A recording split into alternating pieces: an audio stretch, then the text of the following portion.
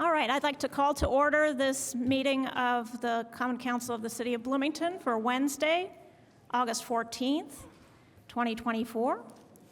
Will the Chief Deputy Clerk please call the roll? Here. Rollo? Here. Ruff? Here. Piedmont-Smith? Here. Stossberg? Here. Asari? Here. Rosenbarger? Here. And Daly? Here. Thank you very much. And people are welcome to quietly come in and join a group while we take care of some preliminary business tonight. First of all, our land and labor acknowledgement. We recognize that the City of Bloomington sits on native land.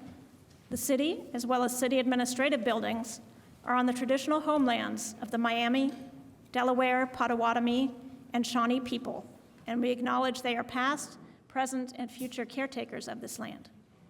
We also acknowledge that much of the economic progress and development in Indiana, and specifically in Bloomington, resulted from the unpaid labor and forced servitude of people of color, specifically enslaved African labor. We acknowledge that this land remains home to and a site of gathering and healing for many Indigenous and other people of color, and commit to the work necessary to create and promote a more equitable and just Bloomington. We move forward knowing and acknowledging our rich, complicated, and sometimes painful past so that we can learn from it and create a true land of opportunity. So to summarize tonight's agenda, we will have an appointment to one of our committees. Then we will do an overview of the issue of unsheltered homelessness in Bloomington.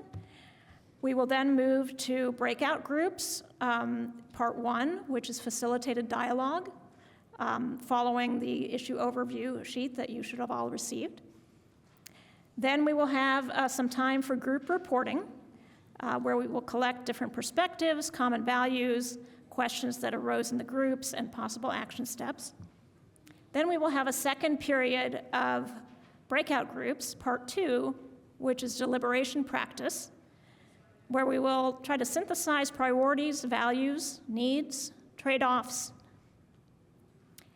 Then we will have a large group debriefing, and then we will close the session with acknowledgments, where to find notes from the session, and an online feedback survey.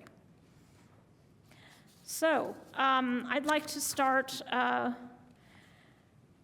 with the appointment of Councilmember Rosenbarger to the hiring committee for the council attorney administrator position.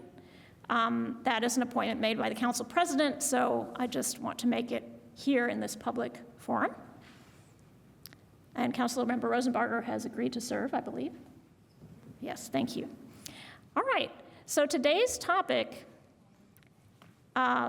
is what actions should the City Council take to address street homelessness and support the work of others addressing street homelessness? We'll begin to discuss the complex question that I just stated from each individual's perspective. What stands out to you about the material on this outline from your own experiences? So next we'll move to Councilmember Asari, who will give us a brief overview of unsheltered homelessness in Bloomington.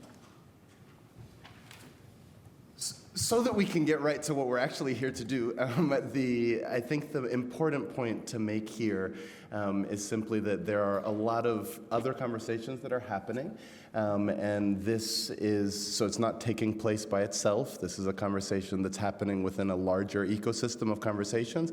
Very usefully, just yesterday, heading home, I don't see where Mary is, or Tatiana, or any of the other folks, and the mayor and amazing mayor's team led incredible conversations around this space. So we just wanted to anchor this conversation within that larger ecosystem of things that are happening in the space. Again, our focus, though, today is specifically on what we as a city council can and should be doing. And so just the fact that this is not happening in an island, it's happening amongst all of those other conversations, but specifically focused on what this body can do. So I'll hand back over to you. Thank you. Next, we'll hear from Councilmember Flaherty about some the ways in which the City Council could take action. Thank you. So building on what Councilmember Asari just shared, the role of City Council in this challenging societal and community issue that we're grappling with, and that other conversations like the one last night that Heading Home and South Central Housing Network, I think, hosted. So the sort of main roles of the City Council are as the legislative body for the city, responsible for developing and passing city ordinances and resolutions. Also budgetary, so we are the fiscal body of the city, responsible for approving budgets and other appropriations proposed by the mayor. This conversation is meant to be generative and gathering information from folks. So I'm going to share some examples of legislative or budgetary things that the council could do and some other activities, but they aren't meant to be necessarily anchoring or the only things, but just examples. So among those, the council could, for instance, allow and incentivize or restrict various types of housing, for example, co-housing models or single-room occupancy buildings, other types of more affordable housing units. We could legalize or restrict sleeping in public spaces, either public space writ large or specific public spaces by city code. We could require or direct parks to have public restrooms that are available 24/7, 365, or some other version of that. We could have trash pickup, for instance, at encampments where unsheltered, unhoused folks may be staying. We could dedicate some of the Jack Hopkins social service funding that the council helps allocate specifically for agencies to hire trained street outreach workers, is another example. Some of those would, of course, have fiscal impacts and budgetary implications, but I'll share a few additional examples around the budget. So the council could request from the mayor to include funding in an annual budget, for instance, for a non-shelter option for those experiencing homelessness, such as a designated parking area or staffed single-room occupancy building. The council could also engage with our colleagues from other units of government about dedicated revenue sources. The City Council is part of the Local Income Tax Council, along with the elected officials from the towns of Ellettsville, Steinsville, and our colleagues on the Monroe County Council. And we collectively are responsible for setting local income tax rates, for instance.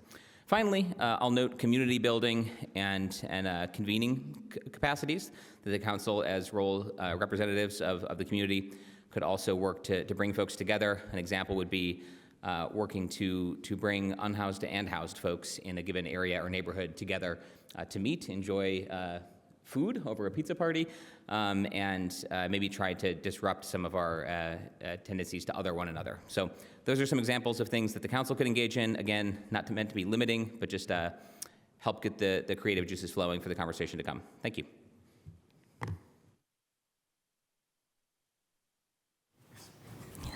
Councilmember Asari? Oh, okay. So this is how will the council follow up on today's session? So where will the notes be and that kind of okay, thing? so all of everything that's generated here today, we are going to be posting. So I mean, it's obviously, this is all being recorded, and will be posted and made available. All of your participant notes will then feed into legislation that we can work on in the coming days, weeks, hopefully days rather than weeks, no, but days, weeks, and months ahead. But we'll be posting it. Where's the space that we'll be posting it specifically? On the council website under meetings and documents. Okay. And then we also, we will not be able to really finish the deliberation process, the attempts to build consensus tonight, so there will be future meetings. Next, I'd like to introduce Jolene Bergonzi from the Community Justice and Mediation Center, who will be facilitating the rest of our meeting tonight. Welcome. Well, in the big sense, we talked about it a lot, about what the council wanted to do and what would be a good process for the community to practice. And so I'm just going to go over that for a minute with you. If it's possible to post the part of the handout that shows dialogue and deliberation and the group agreements, or please refer to your handout, and I'll talk about that.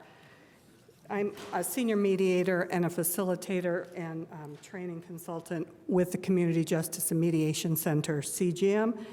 And so we talk about a continuum of community engagement. Maybe you've seen that the council holds public comment periods, of course, and you may meet with your council member, you may vote, you may advocate in other ways. But tonight we're going to practice sort of this dialogue and deliberation continuum. And as you look at the difference between dialogue and deliberation, you'll see they overlap a lot. There's a lot of similar things, as well as some distinctiveness. In dialogue, we're listening to understand each other. And you'll hear a lot of that kind of affirmation going on to make sure we understand what the different perspectives are and that people are talking about. And then if we get to the part 2 and we have more than a minute or 2 left, we will practice trying to actually deliberate, which means we're going to talk about, let's pick an option, and then let's talk about what are some of the hard things we'd have to do to make this come true, and what we might have to give up. So what are the trade-offs of an option, and how do we decide about it? Now, each council member will be in a group. Some of the council members will be taking a facilitation role in the group, but they'll also be making their own notes, because after the first part of our discussion, the council members are going to take turns coming up here to tell you what they heard in each group.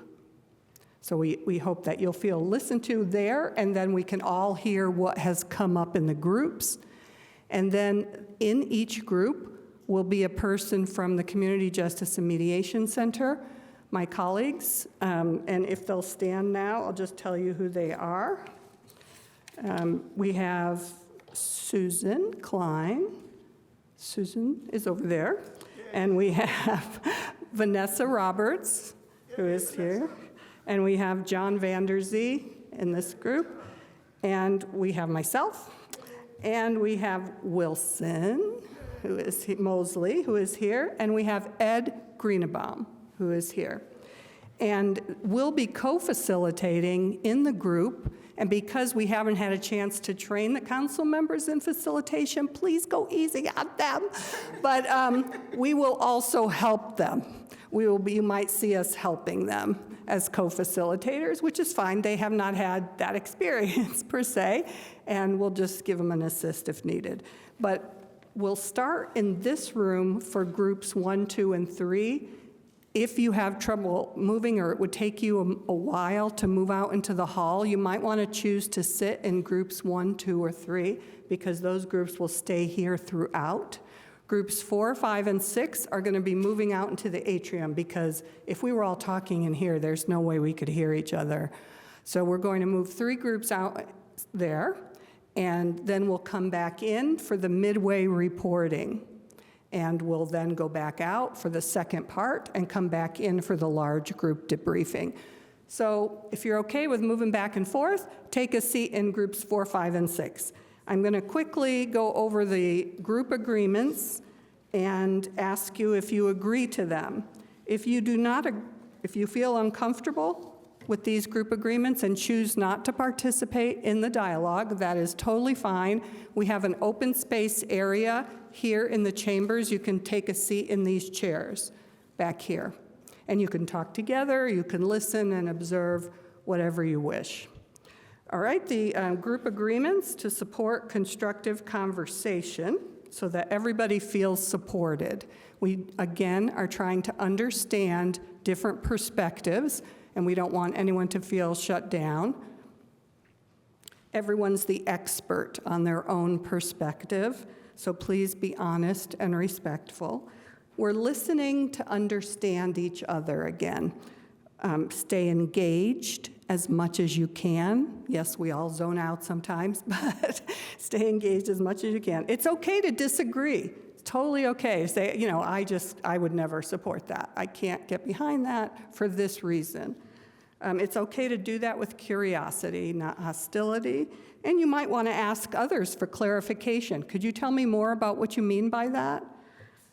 And lastly, always a struggle. Be concise so everyone can speak. And we want everyone to have a chance in the groups to speak. And so we'll ask you to help facilitate that. And again, if you would not want to do these agreements, please take a seat in the back. But if you would and would like to participate in this dialogue practice with us, please raise your hand that you agree to these agreements. Thank you so much. And now we're going to start the first dialogue group on the questions that will be displayed here and repeated in your small group. So I'm going to ask those seated in areas 4, 5, and 6 to go into the atrium to find your group, and ask the council members to take their place in their groups. Thank you. I'd like to invite everybody to assemble in the large group for the reporting from the council members.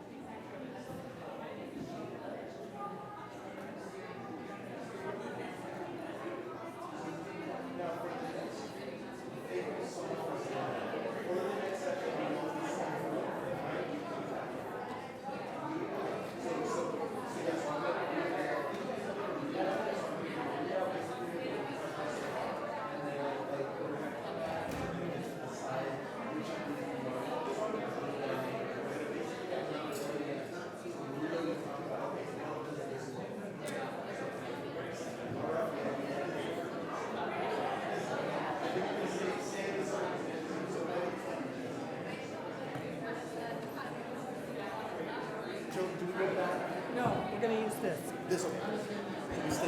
Yeah, I'm going to ask the council members to come up from each group for their reporting. Let's start with Group 1. Group 1 to the podium, and then we'll go 2, 3, 4, etc. I guess maybe she's thinking that we'll report from there. I already walked behind here.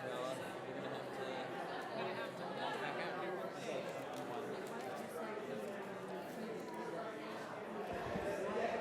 Thank you, everyone. If we could please find a seat or a corner to stand in, if you like. We're gonna report out from each of the groups. Jolene, how much time do I have? Like, what is 2 to 3 minutes each? Is that about right? Okay, y'all. Please quiet down. We'll have more time to chat with one another in 20 minutes or so. All right. Welcome back. Thank you for being here. I'm Matt Flaherty, at-large city council member. I was the facilitator in Group 1. Over in the corner, we had, I think, a really generative conversation and productive. We followed the prompts roughly in the times allocated. So in the first one, I'm going to try to draw out common themes, things we heard. Folks acknowledge that compared to others, we have a lot of resources in this community, which is both a good thing and sometimes maybe a challenge. Concerns about folks from other counties coming here because of the lack of services there. Wide acknowledgement that this is a very complex and difficult problem, generally speaking. Concerns about safety and security for individuals, for people experiencing homelessness, for businesses. Definitely concerns about the lack of basic needs and services available, in particular trash, bathrooms, and how that can be dehumanizing for folks experiencing homelessness. We dug a little bit into the concept of what does it mean to be from here? If you are residing here, are you from here? How long do you need to be here? We talked about challenges of misalignment between the services that are available and what people's needs might be. In particular, the rules that folks might have a hard time following, not the right gender for the resource, having pets, et cetera. as well as concerns about policies of clearing or sweeping camps when no alternatives exist for folks, and potential spillovers related to displacing people into areas where it may be more difficult to continue case management, or in other more visible areas, downtown or elsewhere. Those were the main things from the personal perspective experience, part one. Part two, I think widespread agreement that we need to be working together, ideally working in the same direction. That's true across units of government, city, county, state, as well as some discussion of public-private and philanthropic entities aligning, including potentially with respect to funding, matching, and all contributing. I think there was a recognition that we need more resources, but an aversion to making new resources. And so it's about reallocating existing money was one consideration, or making better use of funds we have. Again, major theme that emerged was the basic needs, trash and bathrooms, priority number one. Several folks nodded in agreement to that. Also storage for belongings. Safe sleeping came up as an item of conversation. Having designated land or a designated space where folks who are unwilling or unable to go to shelter could spend the night and camp. Probably some level of rules and even provision of tents or sleeping bags. But really back to the basic needs: bathroom, trash, storage, safe sleeping spaces. I think I'll stop there. That was, no one-size-fits-all solution, no single solution here. That was the other theme. Thank you. Yay, yay! Okay, fasten your seatbelt. We did a lot. Hello, everyone.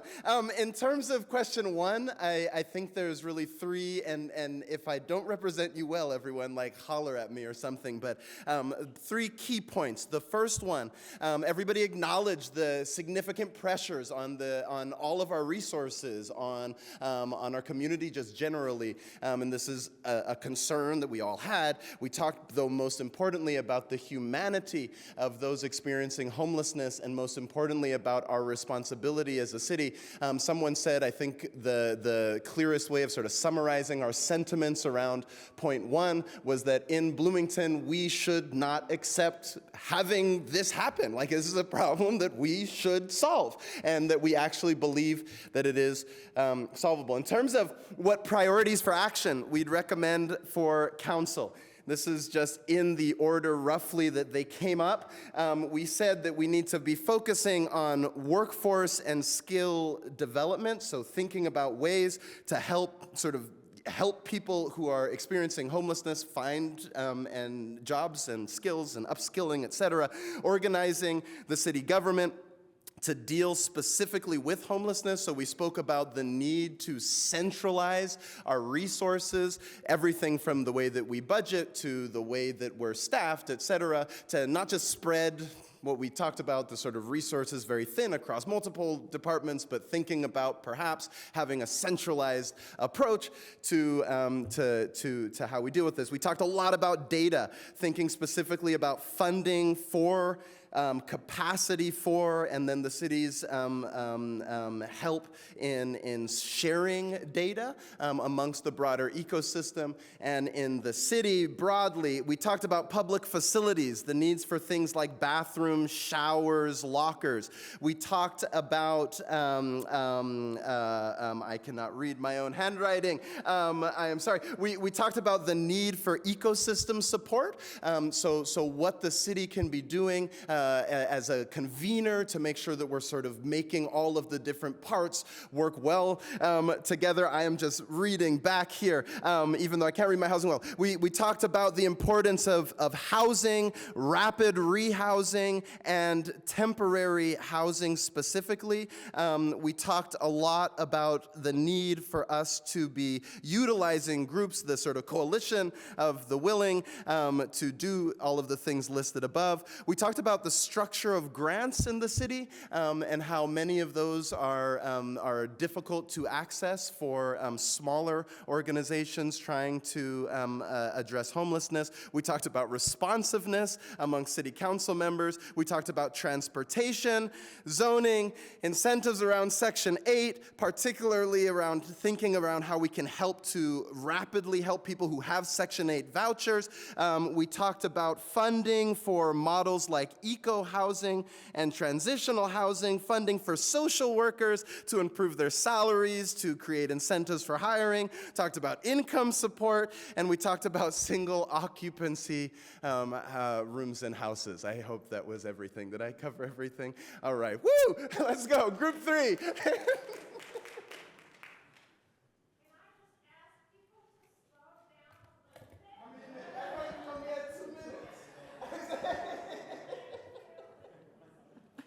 I'll do my best to go slow and go fast, all at the same time. I'm Hopi Stassberg. I'm the Council District 3 representative, representing Group 3. That actually worked out nicely.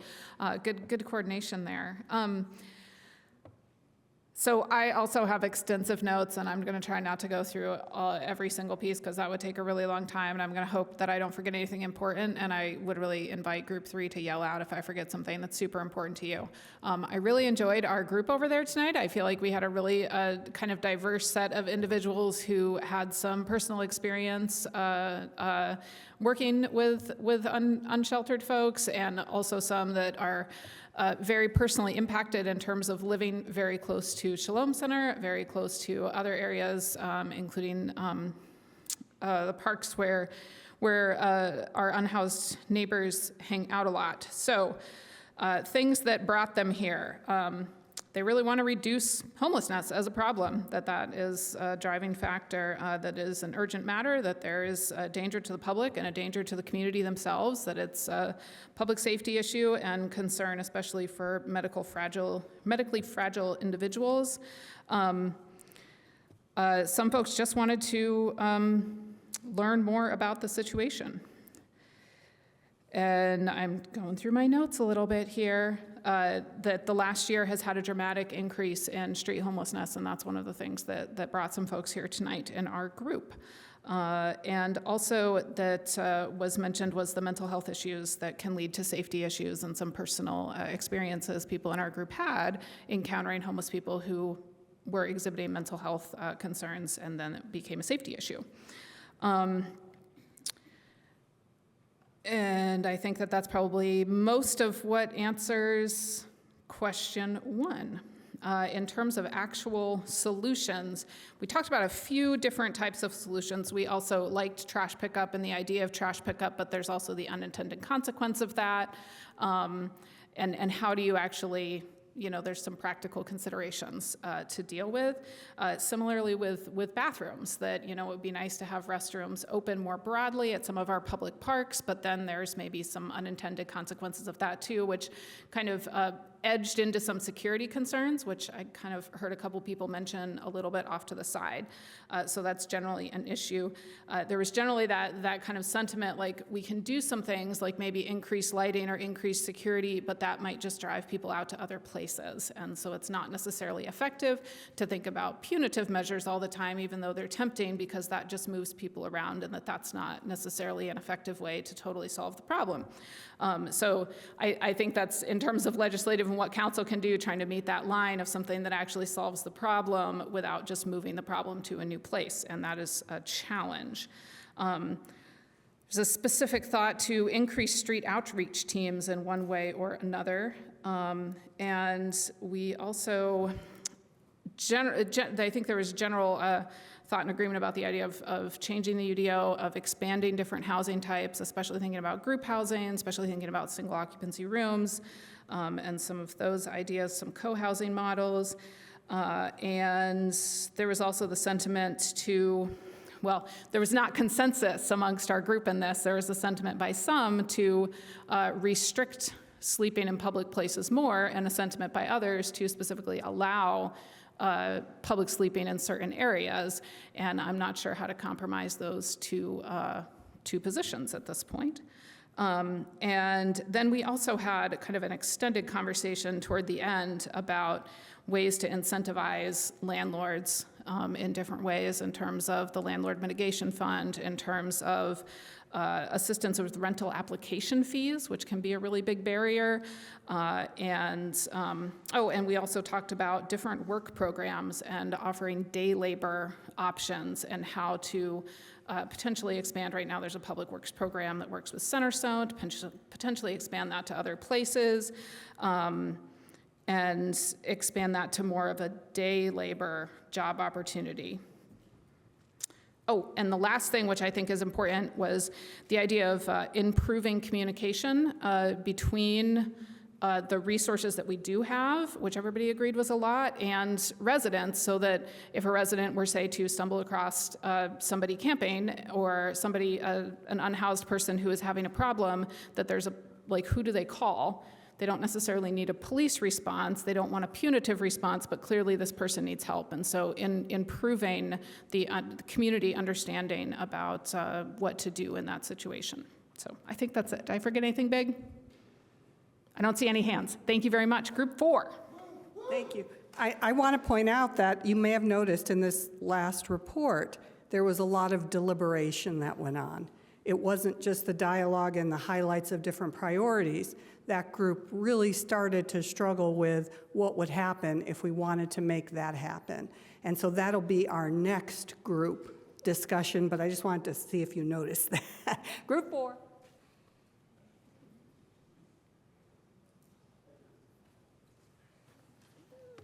Hi, I'm Andy Ruff. I'm an at-large member of the Common Council. And I mean, I'm not going to be as organized as some of the folks who've already spoken, but I would emphasize to start off that there was a widespread agreed emphasis on our group at a very fundamental level that to have success in whatever approaches that are taken to this, to address this issue, that to start any step in the process from a perspective of dignity and respect for those experiencing homelessness, and to make it clear that they matter and that their input is taken, fundamentally taken seriously and upfront, regardless of what step or what approach is being taken. That was, we had widespread agreement on that. Then the affordable housing, just prioritizing policies in any way the council can, any way the city can, towards affordability of housing, though it was brought up by someone in our group that the perspective that with all the mental health and addiction issues, just providing housing opportunities isn't necessarily going to address a critical mass of the problem.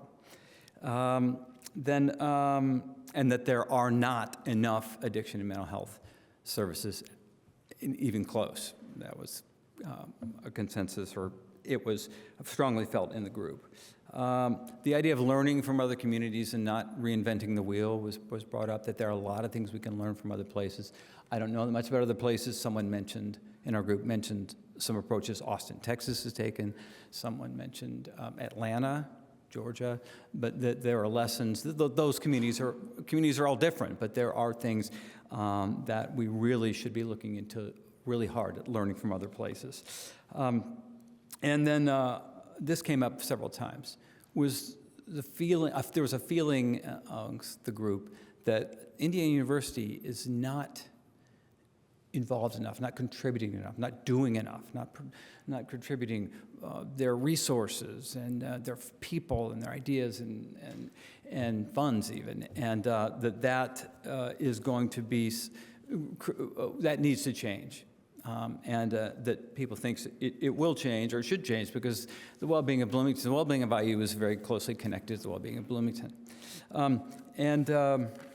Finally, the idea that there needs to be increased, the role of convening, the council's potential power to or ability to convene that it's going to take IU, the county, the state, and even federal resources, and along with the not-for-profits here and the social service agencies, to really get better about coming together into a more of a centralized, collaborative, coordinated approach. So that was what we had from Group 4.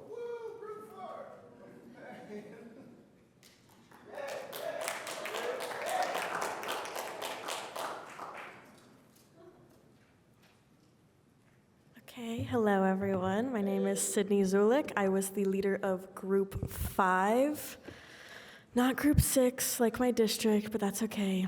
So I'm going to talk in themes. I think a lot of people covered a lot of great stuff that we also talked about, so I'm just going to go over some big overlays that we talked about. In the first half of our discussion, we talked about all the different problems that we're currently facing, and one of the biggest things was support for people in different transition periods in their life. So that could be right before they hit the point where they're street homeless. That could be right after they've hit the point where they're street homeless. And the third would be after they've received some type of supportive housing or transitional housing, and how we're supporting people in big transitional points of their life.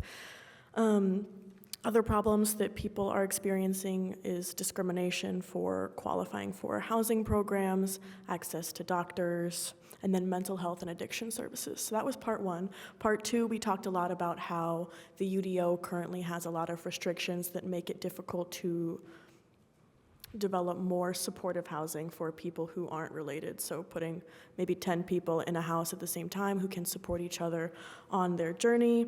We talked a little bit about kind of implementation of, so I think we did skip a little bit into deliberation, but we talked about how implementation of different services, like perhaps requiring trash pickup at encampments, is not always the best solution in implementation, even though it sounds great in legislative mindset.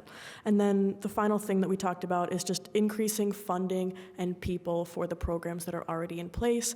We don't need a new department, we just need to support the departments and the organizations that are currently in place, and one of the ways City Council can do that is through the Jack Hopkins Committee. Thank you. I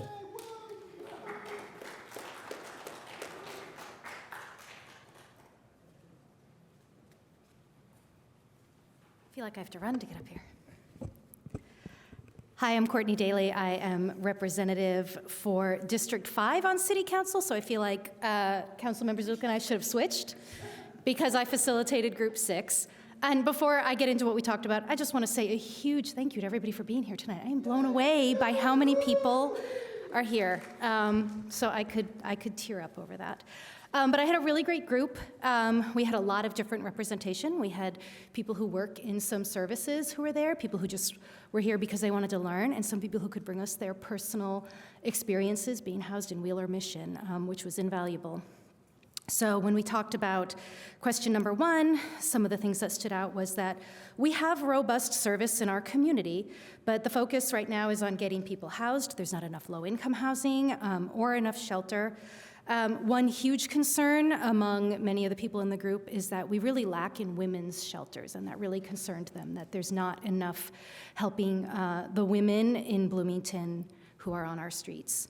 One question that came up is, where do people want to go? What do they want? We need to get that information from them and be really thoughtful about finding, what solutions they care about, because they may not be looking for housing.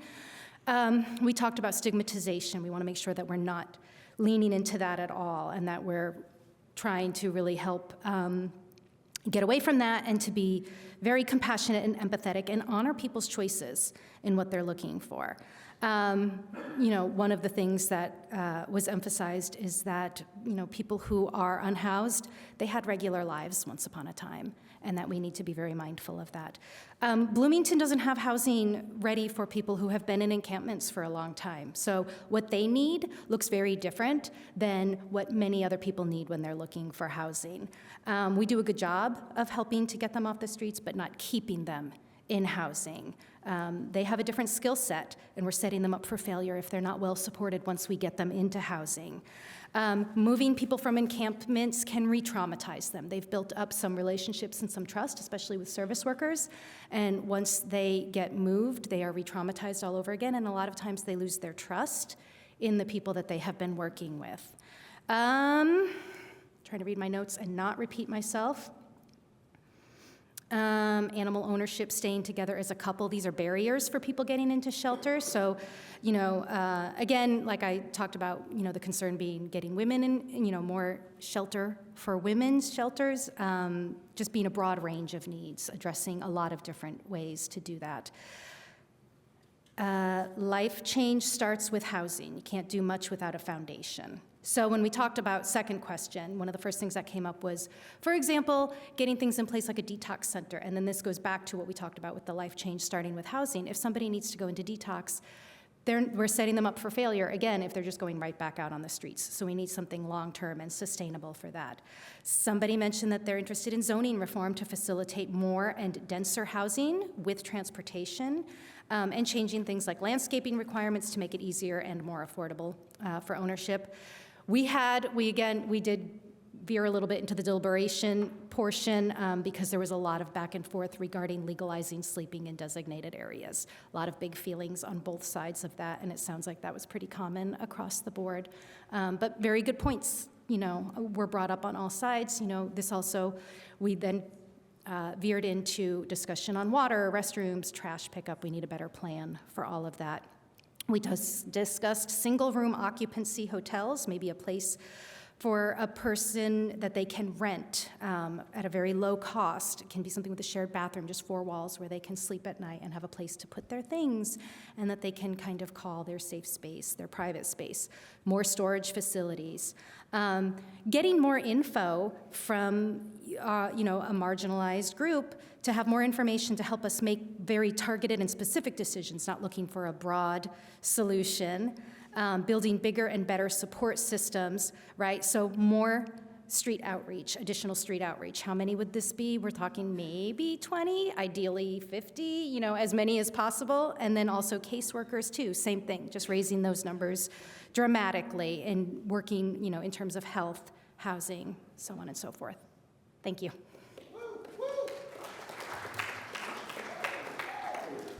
Terrific. I hope you're all energized for a quick part 2. Yes, we are. Okay, great. We have less than 20 minutes for this second part. And what we're going to focus on, hopefully the questions will be up there, we need to choose one possible step, one action step that you would like to recommend to the council. And when you're thinking about that, what would it take to do that? How does it support our needs and our values? And what are the trade-offs? What might we have to give up to be able to address that issue? Okay, see you back here in about 15, 17 minutes.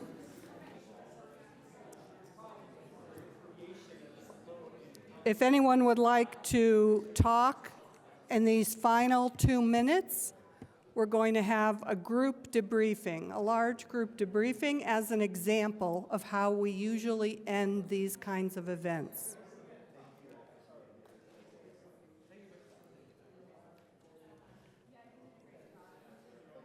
And my colleague, Liz Granat, has a microphone to pass along when people would like to speak. So please raise your hand if you want to speak. But I'm going to pose some questions. So we're going to think now a minute, reflect on how this went. We practiced dialogue. I think most of you got a practice of what it was like to listen to other people's perspectives and to be listened to and heard by people who could make decisions in a greater context. So now I'm just going to ask you what it was like for you. What did you notice? What stood out about this process to you? Just raise your hand and Liz will bring you the mic.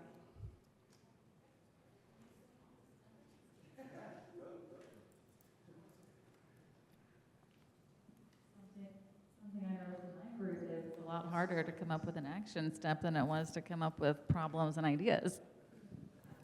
it was harder to come up with an action step, but you could think of the problems really easily with it. Yeah. What else did you notice? What did it feel like for you?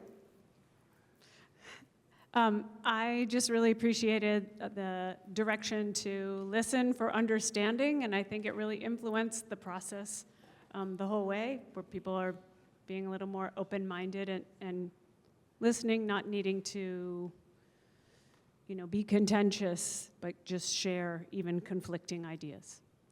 So you noticed a lot of people being more willing to listen to other perspectives and then share their own?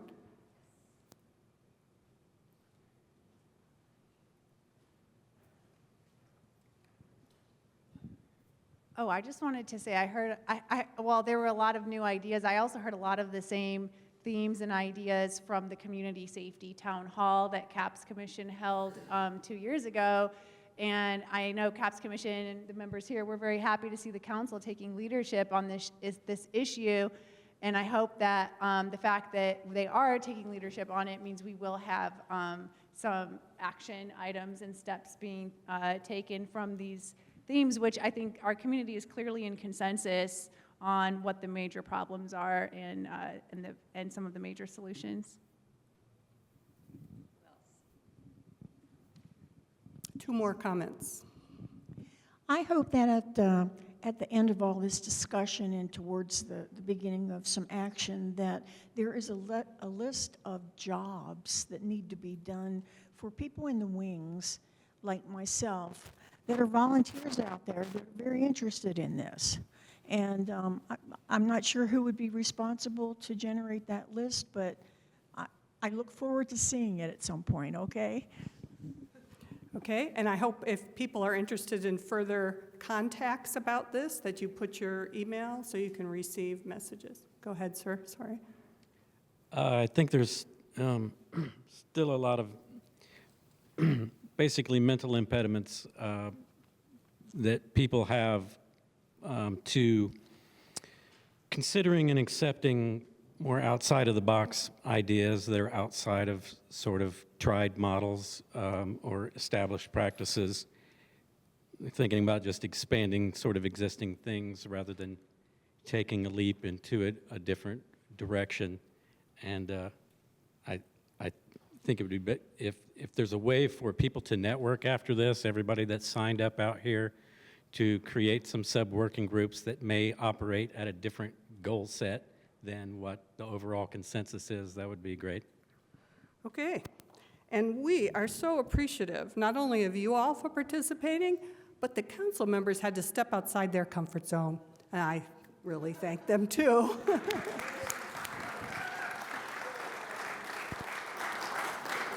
And I also want to put in a plug, because if you're very interested in conflict resolution, communication strategies, restorative justice, see our website, cjamcenter.org, because we have a training coming up in September.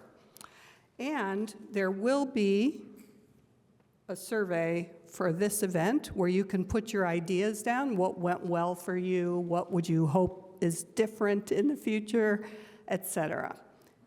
And is it Isabel? Yeah. Okay. Thank you. Thank you so much. Thank you so much, Jolene Bergonzi and Les Granat, for your invaluable help, and all of the co-facilitators from CJAM. And thank you all for coming out and spending 2 hours with us on this very difficult issue and sharing your insights and your ideas. It's extremely valuable to us, and I'm very appreciative. We encourage your feedback. This funny square is one of those QR codes that you can scan. And there's just a very short 3-question feedback form we would love you to fill out. There are also a few, I think, hard copies on the table. Oh, wait, do we have them at the clerk's table? We have some hard copies of the little survey at the clerk's table if you prefer to do it that way. And be sure to not just take it, but actually fill it out and leave it for us. Thank you. And once again, we will compiled the notes from this session, and you may have seen while Jolene was speaking a few minutes ago, we did have people who were participating via Zoom share some ideas and do some of the exercises via Zoom chat. So we will add those notes as well, and we will have those on the City Council website under meetings and documents. And if you've left your email when you signed in, we'll also email you when those are ready so you can see that. So once again, thank you so much, and we'll hope to engage with you more on this topic as we move forward.